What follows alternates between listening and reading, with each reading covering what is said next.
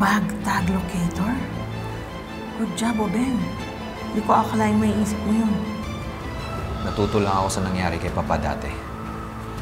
Kung gusto nila tayo isahan, inunahan ko na sila.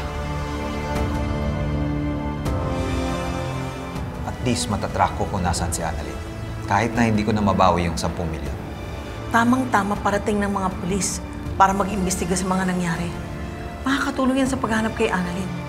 And finally, mahuhuli na rin nila si Carlos.